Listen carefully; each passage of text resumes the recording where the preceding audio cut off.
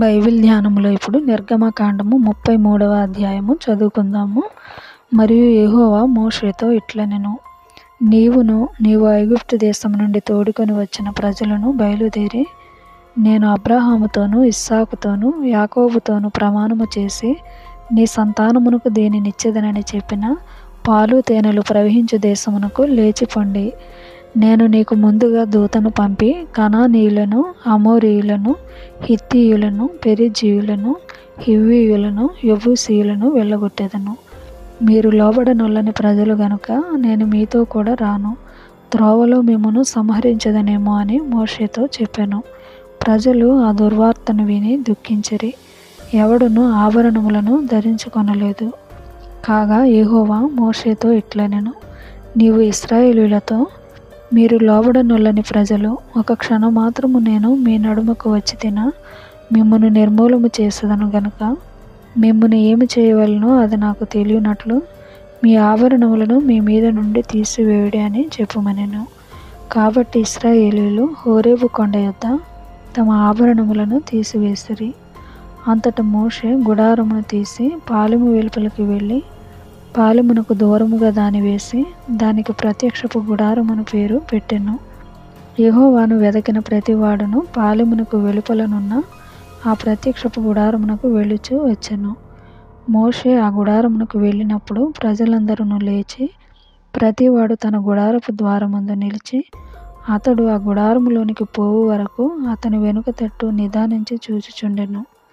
మోషే ఆ గుడారములోనికి పోయినప్పుడు మేఘస్తంభము దిగి ఆ గుడారపు ద్వారమందు నిలువగా యెహోవా మోషేతో మాటలాడుచుండెను.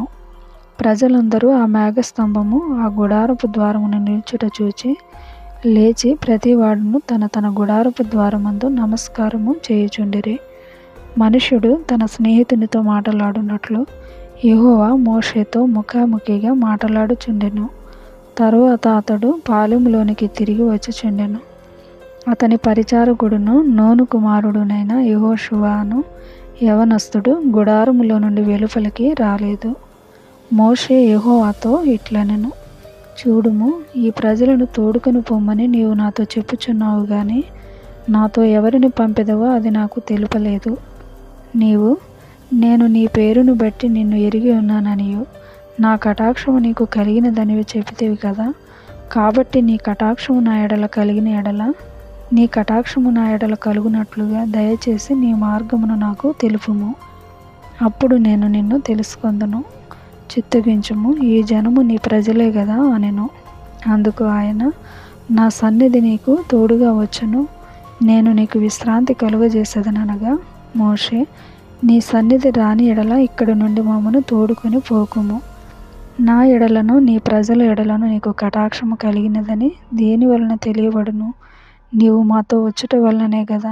అట్లు మేము అనగా నేనును నీ ప్రజలను భూమి మీదనున్న సమస్త ప్రజలలో నుండి ప్రత్యేకింపబడుదుమని ఆయనతో చెప్పెను. కాగా యెహోవా, నీవు చెప్పిన మాట చొప్పున చేసేదను.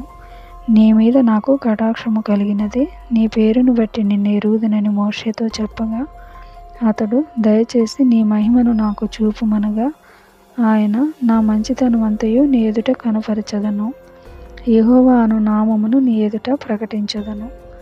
నేను కరుణించు వాని కరుణించెదను, ఎవని యందు కనికరపడెదనో వాని యందు కనికరపడెదనెను. మరియు ఆయన, నీవు నా ముఖమును చూడజాలవు, ఏ నరుడును నన్ను చూచి బ్రతుకడనెను. మరియు యెహోవా, ఇదిగో, నా సమీపమున ఒక స్థలం ఉన్నది, నీవు ఆ బండ మీద నిలువవలెను. నా మహిమ నిన్ను దాటి వెళ్ళుచుండగా ఆ బండ సందులో నిన్ను ఉంచి నిన్ను దాటి వెళ్ళు వరకు నా చేతితో నిన్ను కప్పెదను. నేను నా చెయ్యి తీసిన తరువాత నా వెనుక పార్శ్వమును చూచెదవు కానీ నా ముఖము నీకు కనబడదని మోషేతో చెప్పెను.